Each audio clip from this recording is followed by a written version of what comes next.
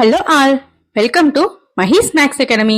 வாங்க இன்னைக்கு வீடியோக்குள்ள போலாம். இன்னைக்கு நாம டிஎன்பிஎஸ்சி எக்ஸாம்ல கண்டிப்பா வரும்னு எதிர்பார்க்கக்கூடிய ஒரு 5 ப்ராப்ளம் சால்வ் பண்ண போறோம். 14, 17, 34 மற்றும் 42 என்ற எண்களில் இருந்து எந்த மிக குறைந்த எண்ணை கழித்தால் வரும் மீதி தகவாக இருக்கும். இதான் கொஸ்டின். இப்ப பாத்தீங்கன்னா ஒரு 4 நம்பர் சொல்லியிருக்காங்க. இதுல இருந்து எந்த நம்பரை ரெடியூஸ் பண்ணா அது ஒரு ப்ரொபோர்ஷனலா மாறும் அப்படிங்கிறது கொஸ்டின். இப்ப பாத்தீங்கன்னா அந்த நம்பரை நம்ம என்ன எடுத்துக்கிறோம்னா எக்ஸ்ன்னு எடுத்துக்கிறோம்.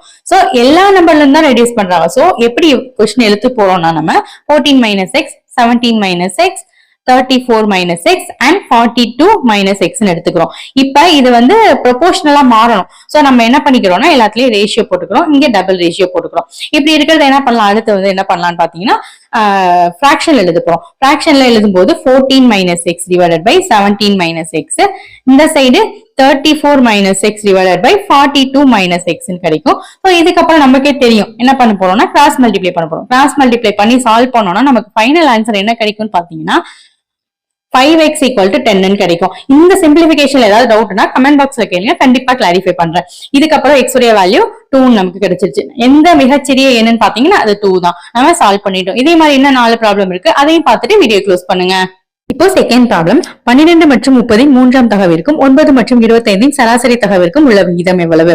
இப்ப ரெண்டோட ரேஷியோ கேட்டிருக்காங்க. எப்படின்னு பாத்தீங்கன்னா இந்த ரெண்டு நம்பரோடைய தேர்ட் நம்பர் வேணும், அதே மாதிரி இது ரெண்டோடைய சராசரி தகவு வேணும். இது ரெண்டோட ரேஷியோ தான் கேட்டிருக்காங்க.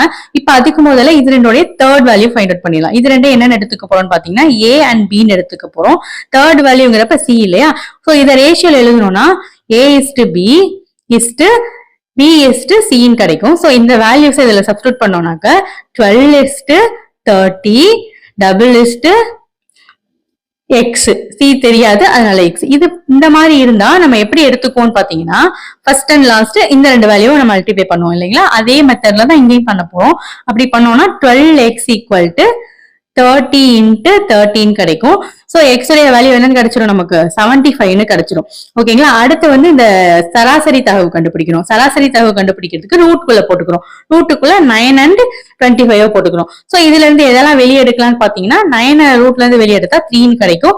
அதே மாதிரி 5 கிடைக்கும் 25 ரூட்ல இருந்து வெளியே எடுத்தோம்னா. சோ 3 into 5 வந்து 15 கிடைக்கும். சோ இது ரெண்டோடைய ரேஷியோ தான் கேட்டிருக்காங்க. இது ரெண்டோட ரேஷியோன்னு பாத்தீங்கன்னா 75:15 கிடைக்கும். சோ இதை வந்து ஏதாவது கேன்சல் பண்ண முடியும் நம்ம பார்த்தோம்னா ரிமைனிங் நமக்கு என்ன கிடைக்கும்னு பாத்தீங்கன்னா 5:1 கிடைக்கும். நாம சால்வ் பண்ணிட்டோம். இதே மாதிரி இன்னும் 3 ப்ராப்ளம் இருக்கு, அதையும் பார்த்துட்டு வீடியோ க்ளோஸ் பண்ணுங்க. தேர்ட் ப்ராப்ளம், ஒரு உலோக கலவையில் தாமிரம் மற்றும் துத்தநாகத்தின் விகிதம் 9:4 என உள்ளது எனில் 24 கிலோகிராம் தாமிரத்துடன் உருக்க வேண்டிய துத்தநாகம் எவ்வளவு? அதாவது ஒரு உலோக கலவையில தாமிரமன் துத்தநாகம் இருக்கு, அதோட ரேஷியோ வந்து 9:4 சொல்லியிருக்காங்க. இதுவே வந்து 24 kg வந்து தாமிரம் இருந்துச்சுன்னா அதுக்கு எவ்வளவு துத்தநாகம் வேணும்? இதான் கொஸ்டின். இதை நம்ம எப்படி எழுதலாம்னு பாத்தீங்கன்னா 9:4 டபுள் லிஸ்ட் போட்டு 24:x போன சம் மாதிரி. சோ இதுக்கு என்ன பண்ணுவோம், ஃபர்ஸ்ட் லாஸ்டும் அடுத்து இந்த வேல்யூ இந்த மாதிரி எடுத்து சால்வ் பண்ணோம்னா ஈஸியா ஃபைண்ட் அவுட் பண்ணிடலாம். சோ அந்த மாதிரி எழுதணும்னா எப்படி வரும்னு பாத்தீங்கன்னா 9x equal to 4 into 24 வரும். இதுல இருந்து x உடைய வேல்யூ 32/3 கிடைக்கும். இத வந்து மிக்ஸ்டு ஃபிராக்ஷன்ல எழுதணும்னா 10 2/3 kg. நாம சால்வ் பண்ணிட்டோம். அதாவது துத்தநாகத்துடைய அளவு 10 2/3 kg தேவைப்படுது.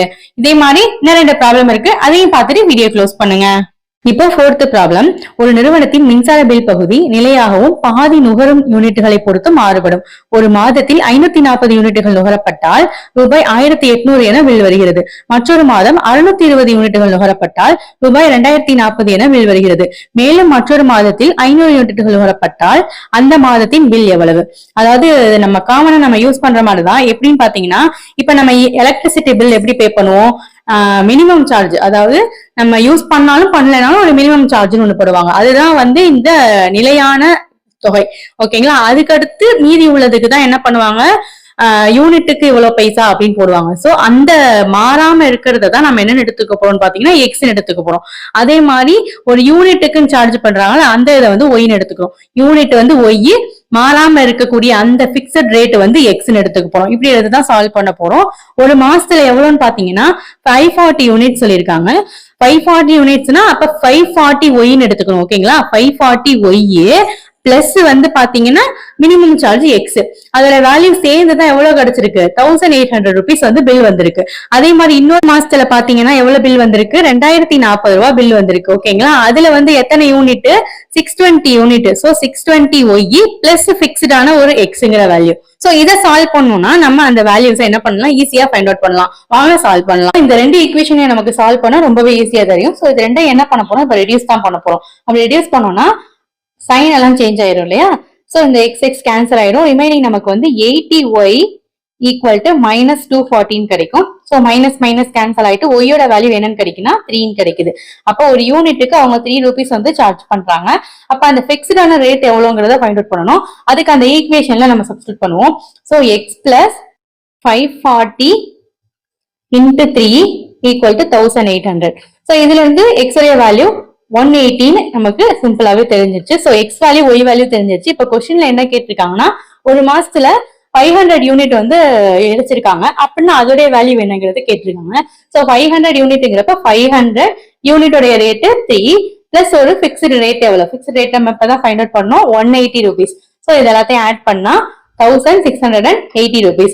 நாம சால்வ் பண்ணிட்டோம். இதே மாதிரி இன்னொரு ப்ராப்ளம் இருக்கு, அதையும் பார்த்துட்டு வீடியோ க்ளோஸ் பண்ணுங்க. இப்போ ஃபைனல் ப்ராப்ளம், ரூபாய் 53 ஆனது ஏபிசி ஆகியோரிடம் பிரிக்கப்படுகிறது. ஏ ஆனது பிஐ விட 7 அதிகமும் பி ஆனது சிஐ விட 8 அதிகமும் பெறுகின்றதால் அவர்களின் பங்கு விகிதம் எவ்வளவு. அதாவது ஏ அண்ட் பி உடைய கண்டிஷன் சொல்லியிருக்காங்க, சிக்கு ஒரு கண்டிஷனும் சொல்லல. சோ நம்ம சி தான் என்ன எடுத்துக்க போறோம்னு பாத்தீங்கன்னா எக்ஸ் எடுத்துக்கிறோம். சோ அப்ப அடுத்து வந்து பிக்கு போறோம். பி வந்து சியை விட எத்தனை அதிகம், 8 அதிகம். So C plus 8. ஓகேங்களா, சிக்கு நம்ம என்ன எடுத்திருக்கோம், எக்ஸ் எடுத்திருக்கோம். So x plus 8. ஓகேங்களா, அடுத்து அதே மாதிரி ஏ வந்து பியை விட 7 அதிகம். அப்ப பி பிளஸ் 7 அப்படிதானே. அப்ப பியோட வேல்யூ நம்ம என்ன எடுத்திருக்கோம் already, X plus 8 plus 7. So final answer X plus 15 கிடைக்கும். ஓகேங்களா, இப்ப ஏபிசியோட வேல்யூ தெரிஞ்சிச்சு. இது எல்லாத்தையும் ஆட் பண்ணா அமௌண்ட் எவ்வளவு, 53. அதுக்கு ஈக்குவேட் பண்ணி தான் எக்ஸ் உடைய வேல்யூவை ஃபைண்ட் அவுட் பண்ண போறோம். So x plus 8 plus x plus 15 equal to 53. So இதுல இருந்து x உடைய வேல்யூ ரொம்பவே சிம்பிளா நம்ம ஃபைண்ட் அவுட் பண்ணலாம். x equal to 10 நமக்கு கிடைக்கும். சோ x வேல்யூ தெரிஞ்சிருச்சு. இப்ப பங்கு விகிதம் கேட்டிருக்காங்க. பங்கு விகிதம்ங்கிறப்ப x plus 8 x plus 15 தானே. சோ அதுல சப்ஸ்டிட்யூட் பண்ணோம்னா என்ன கிடைக்கும் நமக்கு, 25:18:10 கிடைக்கும்.